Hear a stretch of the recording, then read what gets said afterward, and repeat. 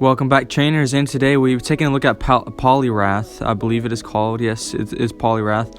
Now, my Poliwrath is not $14.99, but we're going to go ahead and take a look at the rankings here. So Poliwrath will be at, I believe, 141. That's not Shadow. I'm not running the Shadow one. And it did really well for me. I did a 4-1 set. Of course, it's not a 5-0 because why would Niantic ever let me go a 5-0, right? So, and then there's an extra battle I did do when I was testing out the team. I did record. I only recorded one of the battles, so we'll go ahead and take a look at that at the very end. If you guys want to stick around for that battle, and then I'll show you how to overcome a very bad lead, a very, very negative bad lead at that. It was a Talonflame lead. So stick around if you want to see that. Okay, so picking up a very positive lead, and they switch into an Obstagoon here. Now, Poliwrath is very well. I did bait there because I figured they would give up a shield. And if they're counting the mudshots there, which is they were in this one, they correctly shield that dynamic punch there. So they did keep a count of my mudshots. And then this Night Slash wouldn't KO, but it would get me really low. I didn't want them to farm me down. And then the Superior comes back in. And then I'm throwing this Dynamic Punch here because it does more damage than the Ice Punch, and Dynamic Punch does get stabbed. So I grabbed their last shield there. Now coming back in here and throwing a Sledge Bomb. I don't think this will KO. No, it does not KO. It is Superior is a very tanky Pokemon. No, they will get to a charge move here. Aerial Ace does not KO from full health, but they throw a Grass Knot. But I was saying there, Aerial Ace does not KO from full health. You can tank one, but at that range I was shielding up because just in case of Aerial Ace it would have KO'd at that range. Now Obstagoon comes back in to eat a Frenzy Plant, and they have a Stunkfisk in the back. So it takes 2 Frenzy Plants to KO here. So I'm gonna stay in here for a bit just to make them throw their energy here. See, I was about to tap on it, and then I was like, yeah, let's make them throw the energy here. So they throw the energy here, which is good for us. Somebody can come back in here with Pelipper. Pelipper is still going to win this matchup. It wins CMP tie, and it does outpace the Stunkfisk, and I can still tank one Rock Slide. So that's a GG's to my opponent there. So still, it was a very good lead and still winning the battle. So hopping into the next one. Now we pick up another amazing lead. Now I want to say I do for me, I shield the first Ice Beam there. Only because, just in case they try to swap out and try to confuse me down with a Hypno. I've had that happen before. So I usually shield the first Ice Beam if they try to switch out. Now, the opponent here no shield that, which made me kind of curious they were going for Brave Bird, which is most Talonflames do if they decide to let it go. Because they want to try to get that shield advantage if they can't get switched. So then I'll farm it down. Now they come back in with the Zoomer here. Now I'm going to go for a Hurricane here. This will do lots of massive neutral damage here. So let's go ahead and see if this lands or... Oh, and it does land, so it doesn't grab a shield, and that was CMP tie, so I'm going to go ahead and let this go. Now, do they go for Ice Beam? Yes, they do go for Ice Beam. That's not enough to KO here. Now, I'll be going for the Weather Ball. The Weather Ball was not KO, and it does not hit for neutral. This will hit for resisted damage, and won't be enough to KO. Now, what I want them to do here is throw their energy here, because I would have attacked them down.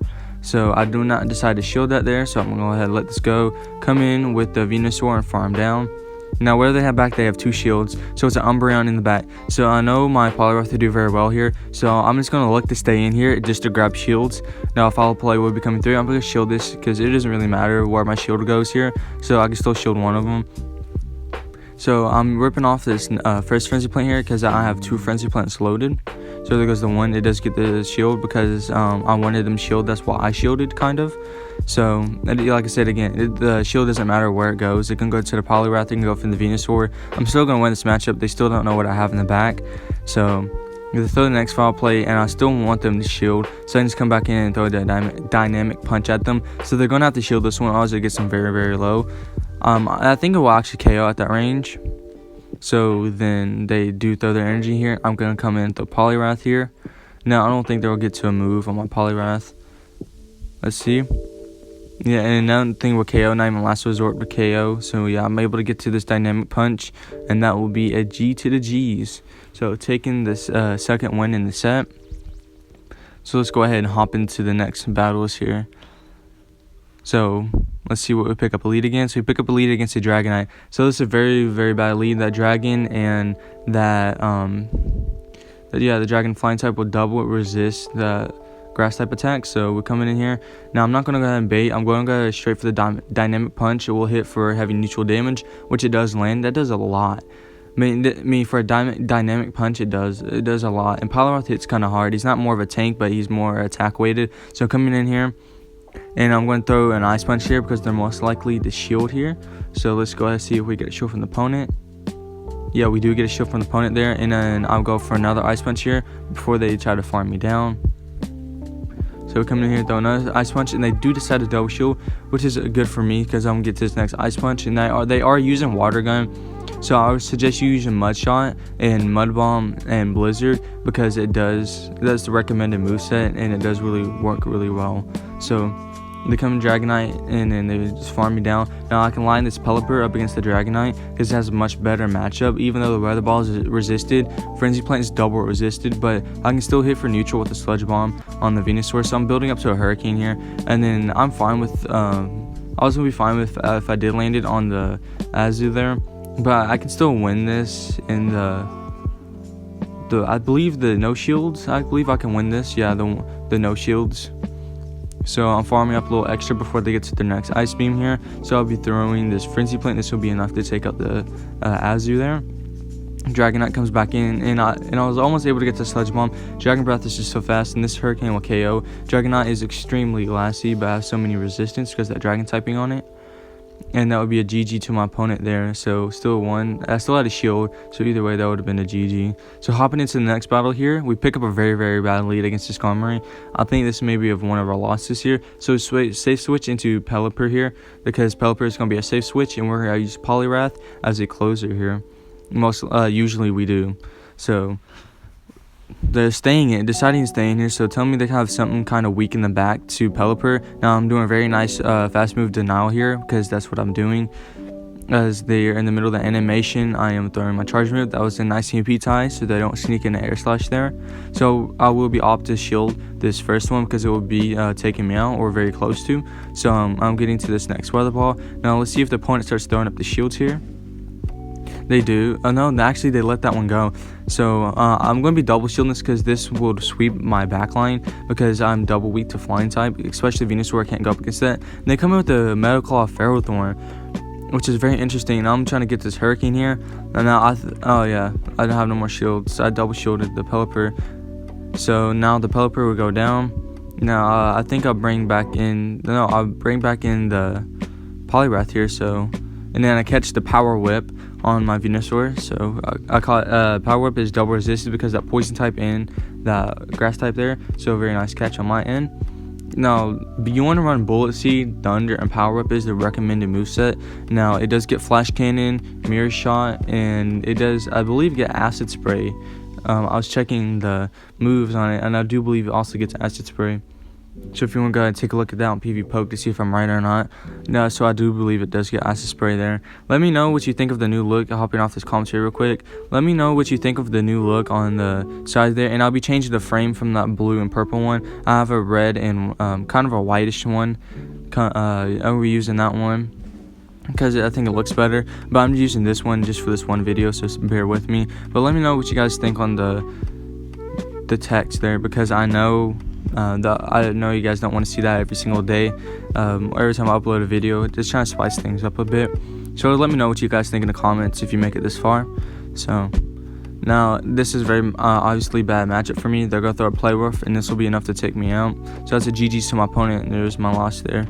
Hard countered very beginning, wasn't able to come out of that one. Azu in the back is very, very tough, so I like to usually try to draw that out, but they stayed in with the Skarmory. They're a very smart decision in their play there. So hopping into the next battle here.